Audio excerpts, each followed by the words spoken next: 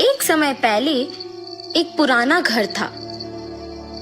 उस घर की चौकीदारी अंजया नामक एक बूढ़ा आदमी करता था। अंजया अपने पोती शिरीषा के साथ रहता था। उन दोनों के अलावा और कोई नहीं था। अंजया बहुत मेहनत करता था। उम्र बढ़ने के कारण वो और कोई काम नहीं कर पाता था। लेकिन उस गांव के लोग अंजया के चौकीदारी के बारे में अजीब तरह की बातें करते थे। अरे अंजया, घर पे बैठो ना, कम से कम 4 लोगों के बीच में तो रहोगे। उस पुराने बंगलो के लिए क्या ही काम करोगे? भूत वूत घुस गया तो? अरे हम कहाँ भाग सकेंगे बाबू। ऐसे उसे सारे गांव वाले बहुत बुरा कहते थे। इतना ही नहीं, अंजया की पोती के साथ कोई नहीं खेलता था। आज तुम पाठशाला क्यों नहीं आई पूजा? तुम्हारे बगल में बैठने के कारण मेरे माँ बाप मेरा पाठशाला ही बदल दे रहे हैं। हाँ, कम से कम साथ में खेलेंगे ना। बाप रे, माँ मार ही डालेगी मुझे। ऐसे अपमानों के साथ ही अंजया और शिरीषा कई साल बताते हैं। एक दिन जब अंजया अपमान सहन ना करने के वजह से रो रहा था, उसे बंगलो के अंदर से पायल की आवाज सुनाई देता है। अचानक उसे ऐसी आवाजें सुनाई देने पर तुरंत उठ के बंगलो की ओर देखता है। वो पायल की आवाज और कदम उसके ही ओर बढ़ते हुए सुन के कांपने लगता है। कांपते हुए अंजया को एक लड़की का आवाज सुनाई देता है। अंजया, मैं इसी घर का मालकिन गोपी लीला हूँ। इतने साल मेरे घर की देखभाल करने के लिए धन्यवाद। मुझे पता है कि तुम इस घर की चौकीदारी करने के लिए कितने अपमान सह रहे हो। माता, क्या आप सच कह रहे हो? लेकिन मुझे सिर्फ आपका आवाज सुनाई दे रहा है। आप दिख नहीं रहे हो। आप क्या भूत हैं? क्या आप मुझे मार देंगे? अंजया, नीचे तो देखो। ऐसे उस आत्मा के कहने पर जब वो नीचे देखता है तो सिर्फ उनके पैर दिखते हैं। वो पैर दिखने में बहुत ही सुंदर थे और पायल से सजे हुए थे, मगर सिर्फ उनके पैर दिखने के कारण अंजया दंग रह जाता है। डरो मत, मैं तुम्हें कुछ नहीं करूंगी।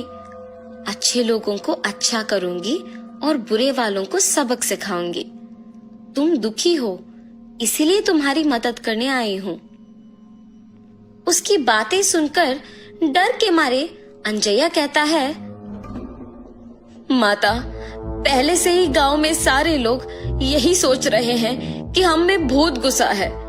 लगता है कि आप वो बात सच करने वाली है।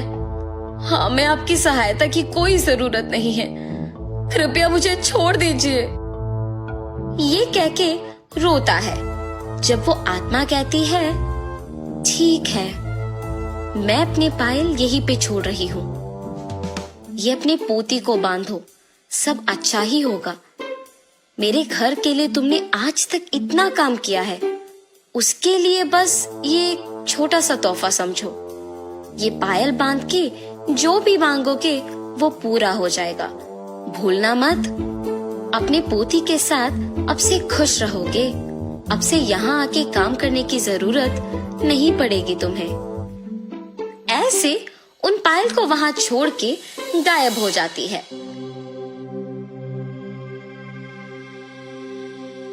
अंजया उन्हें लेकर घर जाता है। घर पहुंच के अंजया सोच में पड़ जाता है कि पोती को कैसे समझाएगा ये बात। उतने में पोती घर पहुंचती है।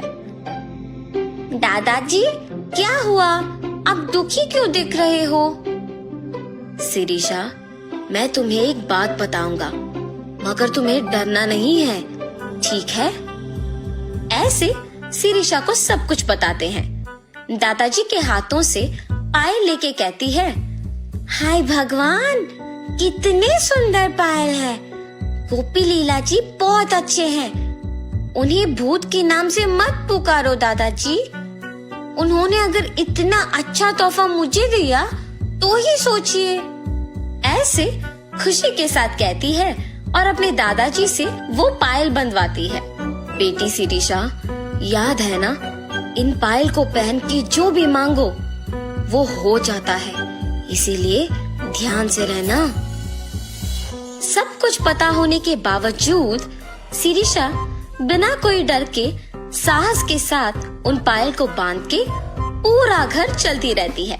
उस रात को शिरीषा को खिला के सुलाने के बाद अंजया भी सो जाता है।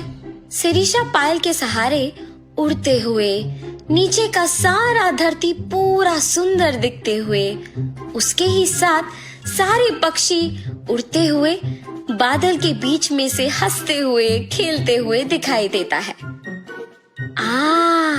कितना सुंदर सा भावना है। ऐसे सोचती ही है कि उतने में उसे गोपी लीला उसके ही जैसे पायल बांध के घर में दौड़ना दिख जाता है। गोपी लीला अपने पायल को छू के कुछ सोचती है और आंख खोलते ही उसके सामने एक बड़ा सा हाथी होता है। उस पे बैठ के उसके साथ कुछ बच्चों को भी बिठा के सैर करती है। शिरीषा इस सब का यकीन नहीं कर पाती है। अचानक जाग उठती है। ये सब मेरा सपना था। हाँ माँ, सच मान के डर गई। शिरीषा की बातें सुन के अंजया भी उठता है और तब जान पाता है कि क्या हुआ। ये सच है बेटी, वो पायल वाकई ही शक्तिशाली है। हमारे जीवन को बदलने के लिए, इतने साल के हमारे काम के लिए कृतज्ञ होके गोपी लीला जी ने इसे तोहफा के रूप में हमें दिया। अब ये तुम्हारे हाथों में है। तुम्हें जो मांगना है मांगो, लेकिन बुरा नाम मत लाना बस। अब सो जाओ बेटी, बहुत देर हो रहा है। अपने दादू के बताए बातों को ध्यान में रख के सो जाती है। अगले दिन पूरा गांव अकेले घूम के घर आती है। दादाजी, मेरा एक विचार है, क्यों ना हम इन पायल का उपयोग करके गांव के सारे मुश्किलों को दूर करें। तब हमारा गांव भी विकास पाएगा और उसी के साथ हमारा नाम भी। तब हम चारों में इज्जत से जी पाएंगे। ऐसे एक विचार के साथ शिरीषा उन पायल का उपयोग करना शुरू करती है। जैसे जैसे साल बीते वैसे वैसे वो उस गांव को एक शहर बना पाती है। एक समय में गांव का भला बुरा गोपी लीला ही देखती थी, मगर उनके चलने के बाद उन्हीं के दिए हुए पायल के सहारे शिरीषा उनकी आत्मा को शांति दिलाने के लिए उनके सारे ख्वाहिशों को पूरा करती है। इतना ही नहीं, अंजया के परिवार के सारे मुसीबतों को दूर करके शिरीषा के वचन के अनुसार ही सभी के समान जीते हैं।